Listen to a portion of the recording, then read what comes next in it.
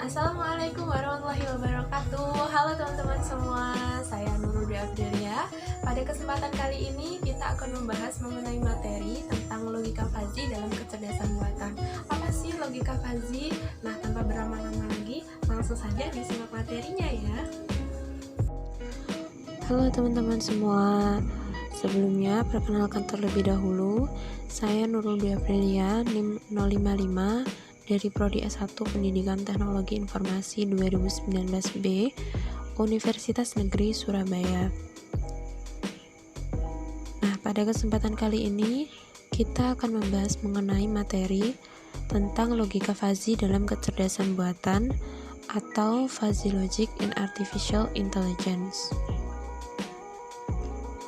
Nah, sebelum masuk ke dalam materi logika fuzzy yang pertama, saya akan menjelaskan beberapa poin yang akan kita bahas pada kesempatan kali ini. Di sini ada 6 poin.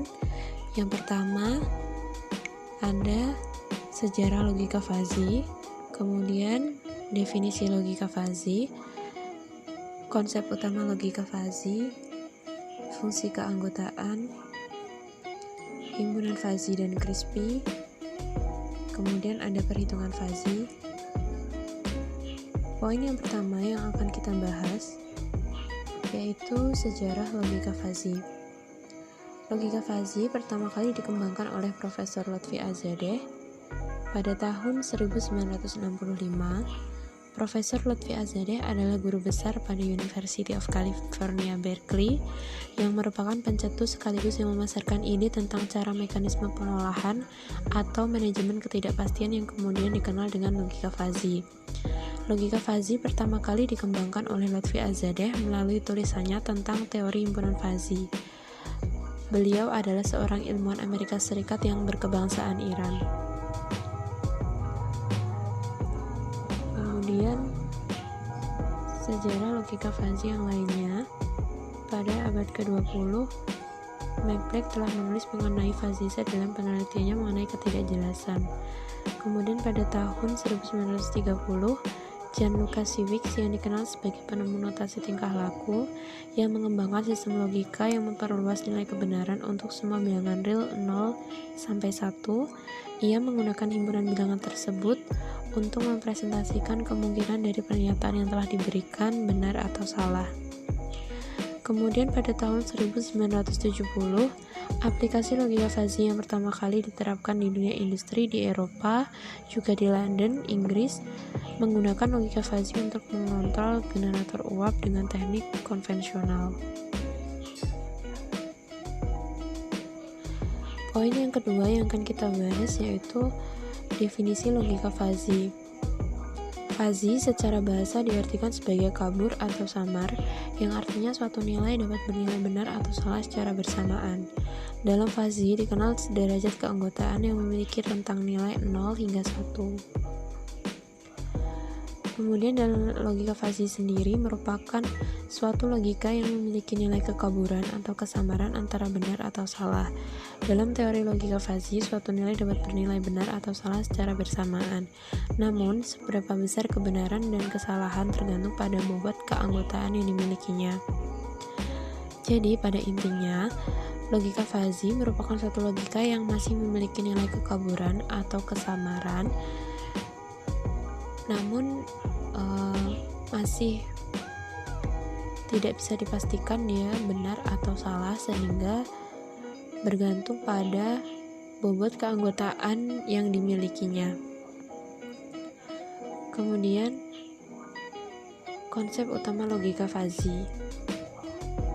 Ada beberapa konsep. Yang pertama, prinsip ketidakpastian merupakan suatu kondisi tertentu yang tidak bisa dipastikan yang diungkapkan dari logika manusia. Jadi ada beberapa pernyataan yang diungkapkan dari logika manusia masih tidak bisa dipastikan benar atau salah oleh suatu komputer, kecuali dengan adanya suatu sistem logika fuzzy tadi yang mengacu pada beberapa aturan. Kemudian yang kedua ada fuzzy set. Ini adalah grafik fuzzy set, yang di sebelah kiri ada derajat membership dan yang bawah ada set member atau domain dari fuzzy set sendiri. Kemudian grafik yang menunjukkan sebagai penghubung Ni dengan New X menunjukkan adanya kenaikan. Kemudian konsep selanjutnya yakni membership function merupakan derajat yang menunjukkan suatu nilai berupa angka dari kondisi variabel linguistik yang dinamakan sebagai derajat membership, dan variabel kontinunya itu dinamakan membership function. Kemudian ada variabel linguistik merupakan bahasa alami yang digunakan untuk menggambarkan konsep suatu nilai fuzzy atau kekaburan. Lalu ada aturan fuzzy merupakan pengetahuan yang dimiliki sistem yang dijadikan sebagai acuan dalam proses fuzzy logic.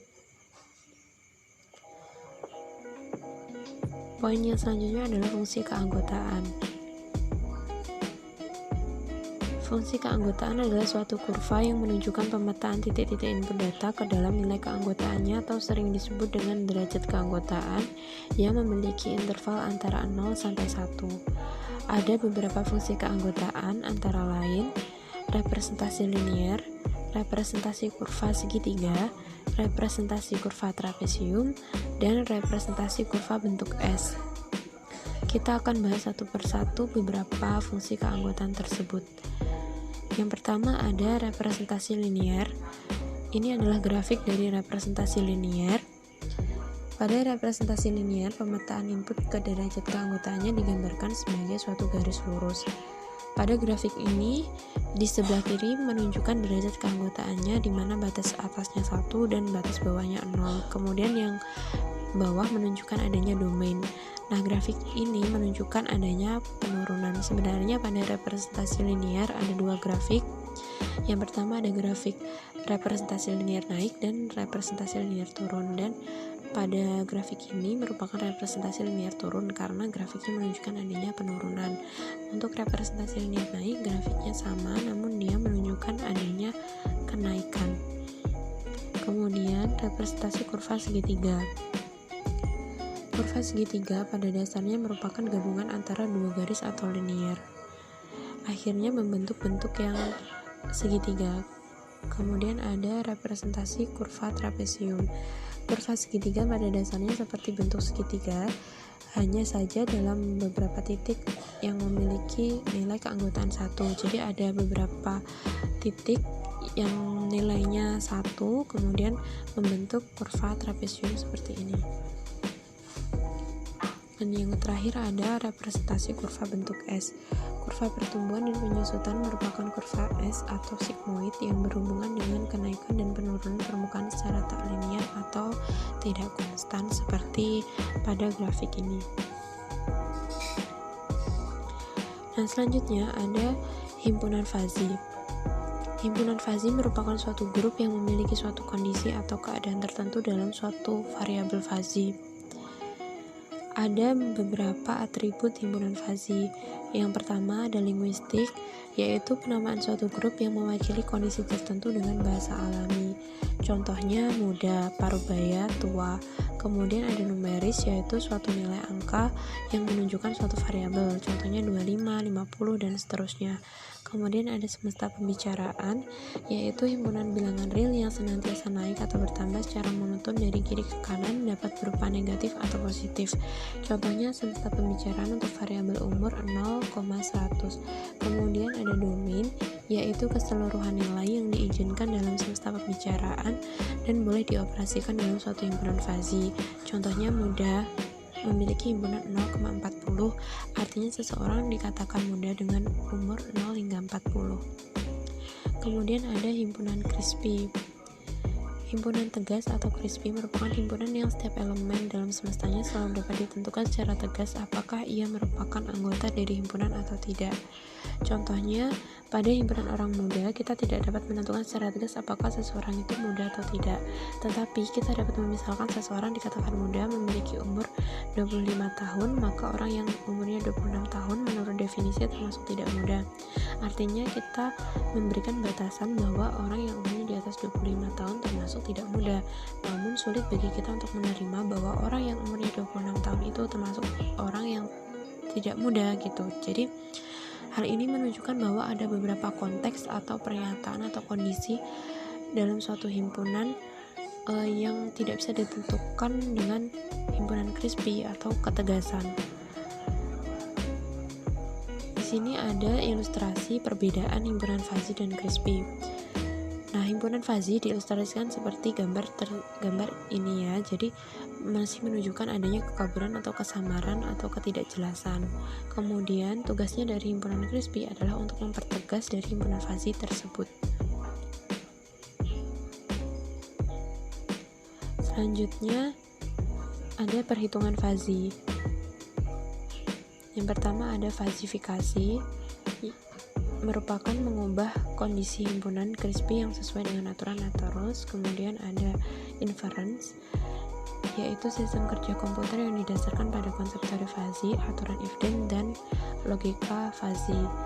Selanjutnya ada diffusifikasi, yaitu mentransformasikan hasil fuzzy ke bentuk luaran crispy dengan membership function.